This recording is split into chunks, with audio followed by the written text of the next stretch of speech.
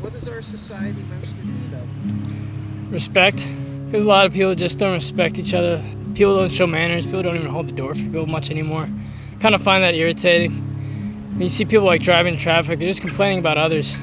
I feel like people should like start thinking that maybe they're the ones at fault first. Then they can decide if they really want to blame someone else. Because you should really think about if you're the one at mistake first. Help. Cool people. We need more cool people, yeah. More alternative people, yeah.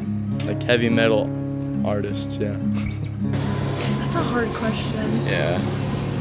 Our society needs more unity, especially when it comes to certain things like LGBTQ rights or equal pay, or even just things like people are in poverty right now because they lost their jobs. Like, I feel like the government could be doing more than they should be, and I feel like as a society we could all help each other, but we choose not to.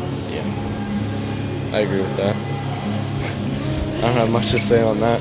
Just like unity. I think especially in these times, there's a lot of division, like with COVID and everything, and just like people advocating for different things. I think we need some more unity just to come together to move forward. So, Just a better education, I would say.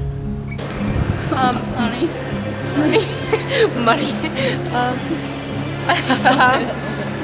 We need our stock market to go up. Nice one. Gas prices needs to get lowered. Yeah. Love. More love. Yeah. Being kind to each other. Honestly, I can't say. Probably better politicians. A new president. Let's go, Brandon. Bring back Trump. Compassion and like understanding as far as like different beliefs and just who people are. I don't know. I think empathy, putting yourself in other people's shoes, really would help our society, I feel like. Because sometimes I feel like as a society we only truly care about ourselves sometimes. So, yeah. probably people who care. I think there's not enough people right now who are caring about each other. I feel like just the environment of society is getting more competitive, and I feel like that made people selfish. Even myself, I see it happening. I think people just need to care about other people more and stop just like wanting, which is tough because wants are unlimited, but resources are limited. Everybody always wants, but you have to also like look to who you're close with and even who you're not close with who just needs something. I think people just need to just care more. I think just like simply put. Love. Yeah, more love, more compassion. A cure for COVID. That's true. Just some better people. Like, you know what I mean? Yeah, I know what you mean. I was gonna say a fix to climate change. That too. And world hunger. That would be nice. What is our society most in need of? Helping with littering around the community, I would say. If you just look around, there's a bunch of trash everywhere, so I feel like something that can help minimize the littering in our area. I'd almost say maybe just kind of like almost a sense of humanity kind of thing. I feel like a lot of us get wrapped up in our own lives and we don't kind of stop and look around at the people around us. I definitely think people kind of get so consumed in the little things that they don't actually see the world around them. And kind of some people, I think, you know, even little things, you can talk to people or smile and it kind of helps people out. Yeah, like empathy, which kind of wraps into what he was saying. Realizing that other people are going through similar things as you. Being more sympathetic and like open, because when you're open about your problems, there's a lot of people that can like say, oh, I went through that too, or I am going through that too, and then there's sort of a connection there and be mutually beneficial. It's like with that opening up. So communication and understanding. I think there are too many divided sides of any case that you look at, and people are just afraid to bring up their opinion to the other side so we can, get to one conclusive point or, decision. Love. Yeah, I feel like we're getting a little cold and rigid and like further away from each other, so I think love is the answer there. I would say just kind people who care more about others than themselves. What? I don't know. What? What do you think? Probably more happiness. Yeah. More traveling. Yeah. More laughter. Yeah. I think people are too serious sometimes. Yeah, I'd have to agree. kind of funny coming from guys like us, who military bearing all the time. But yeah. Most in need of? I mean, especially today, it's kind of just doom and gloom, and making each other happy and making each other laugh. I feel like that's a big thing that we need right now. Yeah. Compassion. I think the structure of a family, whatever that family is to people, I think just a family unit, a stable family unit. Compassion. That's it. Do I need an explanation?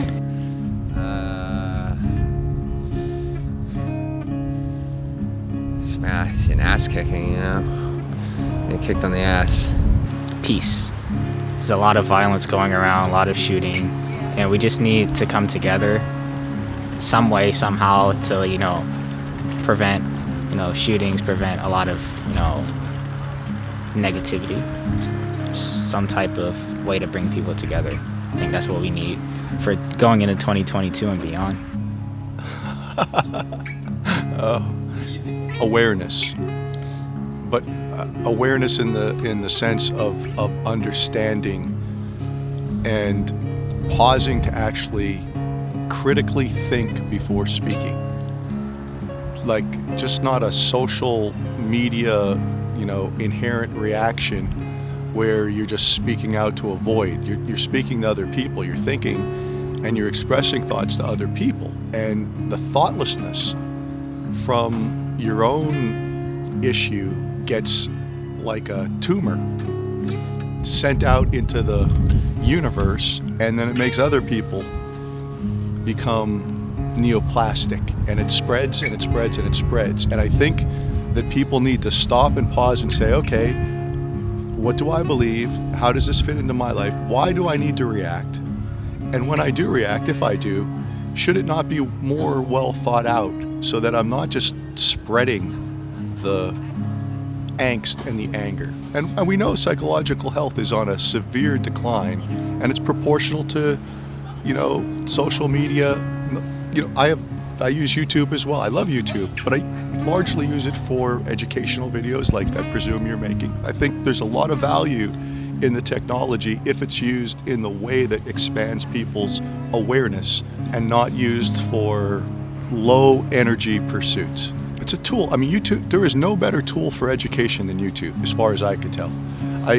People learn with their eyes, so if you have some sort of drawing or, you know, film behind the narrative, it's a very dynamic way of learning. And when you learn from a movie or from a film, you retain that. Have you ever seen a movie where you didn't walk out and like, I'll have to reread something about, maybe you might need to watch a clip, but you know what happened in the movie?